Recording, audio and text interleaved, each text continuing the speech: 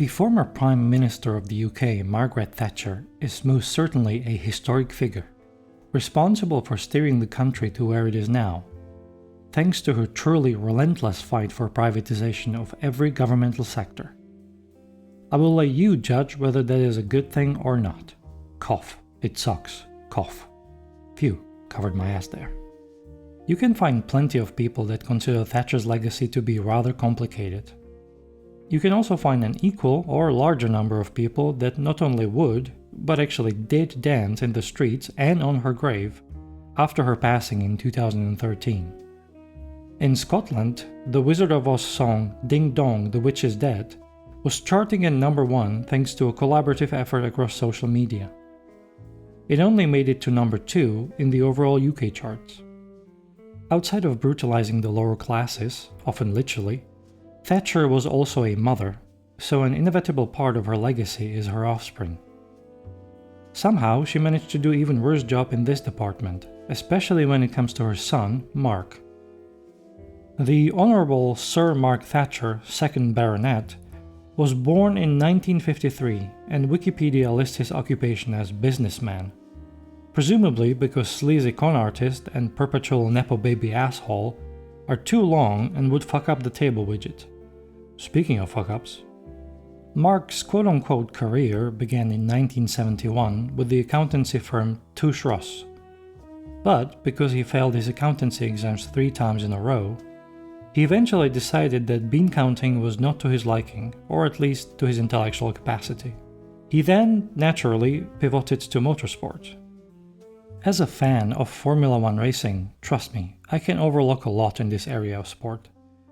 But we cannot be blind to the fact that racing expensive cars is not a meritocracy-based activity. There are no kids in favelas building their own backyard Nissan GTR made out of pigskin. What you need as a racer is money, connections, and a firm belief in your immortality. Mark Thatcher had all of those, which led to him establishing his own racing team, unoriginally called Mark Thatcher Racing. His racing statistics are shoddy at best, but based on what I was able to find, he raced across various touring car championships and while never winning, was able to podium a handful of races. It would be an extremely forgettable racing career if not for his impulsive decision to enter the 1982 Paris-Dakar Rally. What is Paris-Dakar? Well, based on the words of the founder Thierry Sabine, it is a challenge for those who go, a dream for those who stay behind. In my words, it is a bunch of crazy people going room in the desert just because they fucking can. And in words of anyone that actually wants you to know what it is, Paris-Dakar Rally is an off-road car and motorcycle race, which formerly indeed had a route from Paris and into Senegalese capital Dakar, mostly through the Sahara Desert. However, because of a deteriorating political situation in northern Africa, the race later moved to South America and in the past few years to Saudi Arabia. As a Czech, I am obligated to know all this shit, because if one of ours is at least marginally good at something, we elevate him to a status of legend. And, well, we had Karel Lopez, who won Paris-Dakar 6 times and was known as Monsieur Dakar. Monsieur Thatcher, on the other hand, did not become famous because of his driving through the desert, but because he got lost in it during the race. Mark Thatcher showed up on the start of the 1982 Paris-Dakar Rally wholly unprepared, a fact that he was annoyingly proud of. According to his retelling of the story, he was approached by a sponsor in 1980 during his time racing in the 24 Hour of Le Mans, another storied race full of crazy rich and rich and crazy people. On the spot, he agreed to become a member of the team that would race Peugeot cars through the dunes of Sahara. When the same sponsor called him a week before the start of Paris-Dakar, Thatcher realized that he completely forgot his promise to be in the race. But, well, he went anyway, and ended up at the start line with a Peugeot 504 and a crew consisting of him, a co-driver Annie-Charlotte Vernet, and 2 mechanics. Vernet herself deserves a video as one of the best female racing drivers of her time, who, nonetheless, was stuck with a playboy wannabe racer as a leader of the team. And before I tell you about how Thatcher and his crew got lost, I must make sure that you understand that Paris-Dakar truly is a dangerous endeavor. Since 1979 till today, the race cost 79 lives. 33 competitors and 46 non-competitors died, including 4 children and the founder of the race, Thierry Sabine himself. Even without crashes, the race is incredibly physically demanding, with scorching temperatures and constantly going up and down tall dunes. Coming out unscathed out of this rally is rather uncommon. Think of it as an ultramarathon on wheels. The race was indeed hard in 1982, but not particularly memorable for Team Thatcher, up until they were about 2/3 in. At this point, however, 3 people had already perished. A motorcycle racer Bert Esterhuis, a journalist Ursula Zensch, and an unidentified passerby from Mali. So when the rear axle of Thatcher's Peugeot failed in the middle of nowhere in Algeria, he knew that they could be in real trouble. No worries though. When the car had its breakdown, Thatcher, Vernet, and their mechanic Jackie Garnier were traveling as a part of a convoy. Passing racers noted the position of Thatcher's car and promised to tell the organizers of the unfortunate situation. Michel Bossy, the driver who reported their position, probably was not a great navigator or a fan of the Thatcher family, because he told everyone that Mark's car was 25 miles east. In reality, Thatcher's car lay in the complete opposite direction. According to Mad Mark himself, they had about 5 liters of potable water and small amount of dried food. When nobody showed up the day they got lost, Thatcher prepared his team for at least 2 weeks of being stranded in the sand, with minimal resources and overabundance of British wankers. Thatcher's disappearance in the desert was far from low-key. It was an international scandal of the highest order that had President Ronald Reagan, Pope John Paul II, and Queen Elizabeth II calling Margaret Thatcher with well-wishes and hopes of fast recovery of her son. Frankly, the Queen probably could have visited personally, but oh well. If you want to read some of these conversations, you can. MargaretThatcher.org holds a treasure trove of declassified documents, including the transcripts of the phone call between Ronnie Reagan and Maggie Thatcher in the wake of Mark's disappearance. I must warn you though, one of the main reasons these are declassified is probably the fact that they are incredibly boring. I, unlike Margaret Thatcher, do not like empathy, so I understand how hard it must have been for her to imagine her boy stranded in the middle of Sahara. It led to one of her more human-like appearances in public, when she momentarily broke down in tears at the meeting of the members of the National Federation of Self-Employed and Small Businesses. Meanwhile, in the desert, Annie and Jackie were doing their best to survive and also not to kill the smug asshole they got lost with. They managed to restrain their murderous instincts for 5 days, which has to be some kind of a record. After 5 days of Mark being lost, his father Dennis has traveled to Algeria, where the rescue operation was in full swing. Algerian and French military, which highly overlapped for colonial reasons that we do not have enough time to rant about, was heavily involved in the search effort. A large-scale operation involving both military and civilian air and ground crews was combing through Sahara based on misguided information. But, as they say, 3rd time the charm, and 6 is 2 times 3, so it totally applies to the fact that Thatcher's car was found on the 6th day of the search. Thatcher heard a helicopter and signaled his position with a flare. Almost immediately, 2 Land Rovers showed up and picked up the stranded crew.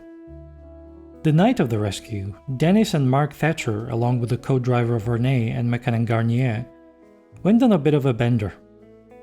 Probably not the greatest idea to get wasted after being on the brink of severe dehydration for a week, but I can also see the point of celebrating. The tab ran up to 11,500 Algerian dinars, but was waived at the end of the night by the hotel. Who picked up the tab for the rescue? This became a hotly debated topic in British politics for a little while after Mark's miraculous reappearance. The Algerian premier insisted on covering most of it, so the planes and cars were not a cost to the British taxpayer.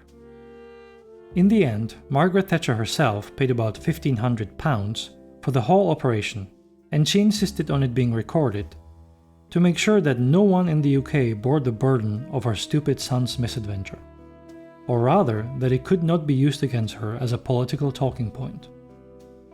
Of course, Maggie's own lavish state-sponsored funeral cost £3.6 million, so who is maniacally laughing now? What happened to Mark Lisan Al-Gaib Thatcher since 1982? He eventually abandoned his racing career in the late 80s and went on to become an internationally renowned leech. He used his mother's position to prop up his construction business in Oman, and then was a key player in selling millions of pounds worth of British arms to Saudi Arabia. When that attracted a little too much unwanted attention and cast a bad light on Margaret Thatcher's conflicts of interest, Mark moved to South Africa, or was softly exiled by his mother's political colleagues, who thought that her son was Margaret's biggest weakness. In South Africa, Mark established a good old loan shark business, specialized in extorting the members of the police, armed forces, and the government. In 1998, his company got under fire for its unethical practices. And in 2004, Mark was arrested. But not for his loan shark scheme. Oh no, for something much juicier. Thatcher was part of a group that planned and financed a coup attempt in Equatorial Guinea. Their goal was to depose the sitting president of this small but oil-rich country and install an opposition leader who was currently in exile. As pretty much anything that Thatcher touches, it failed miserably. The group of over 60 mercenaries, led by a former SAS member Simon Mann, was arrested en route in Zimbabwe, where they were put on trial. Mark Thatcher was arrested in South Africa for breaking the local anti-mercenary laws. His main role in the coup was financing helicopters. Now, he claimed that to his knowledge, these were going to be used as air ambulances for impoverished African people. Nobody believed this excuse, mainly because it was coming out of Mark Thatcher's mouth. And later on, his emails with the mercenary leader Simon Mann confirmed that not only did he know that he was financing a coup, but that he was eager to plan some of the military action himself. We will most likely never know the full extent of this conspiracy, but it supposedly involves the Spanish royal family, Pentagon, and the Iron Lady herself. According to Simon Mann, Mark Thatcher introduced him to his mother and explained the whole plan to her. In Mann's highly controversial and disputed memoir, he claims that Lady Thatcher's response to the preparation of the coup was jolly good. We also have to remember that Margaret Thatcher was battling dementia at the time, and might have thought that her son and his friend were recounting an episode of The Magic Roundabout. I will also say that being against this coup attempt by a bunch of oil money hungry millionaires is not a vote of confidence for the president of Equatorial Guinea, Teodoro Mbasogo. He himself took power during a bloody coup in 1979 and is still leading the country when this video is being made in 2024. His reign is marred by high levels of corruption and a poor record of upholding human rights. Let's get back to Mark Thatcher before we completely lose track of him, just like in 1982. He eventually pleaded guilty and was fined 3 million rand, which is about $160,000, plus a 4-year suspended sentence. His mother had to bail her son out of trouble in Africa once again and paid up. More like irony lady, am I right? After his second African adventure, Mark Thatcher moved around a lot. He had to, because nobody wanted him in their country for long. Monaco literally threw him out in 2006, and Switzerland refused to give him residency. Can you imagine how much of an ass do you have to be to piss off the governments of Monaco and Switzerland? As far as I was able to find, he currently resides in Barbados. This information is partially based on his appearance in the infamous Panama Papers. Nowadays, he is mostly known as a secondary character in the 4th season of The Crown. The Netflix show dramatized the 6 days in 1982 in which he was lost in the desert.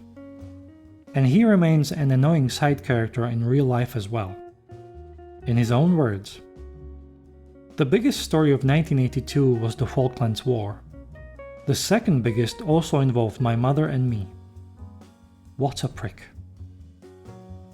Thank you for watching my 4th YouTube video. Let me know how much you hate Mark Thatcher in the comments, and if you want to see more stories like this, feel free to subscribe. Tape out.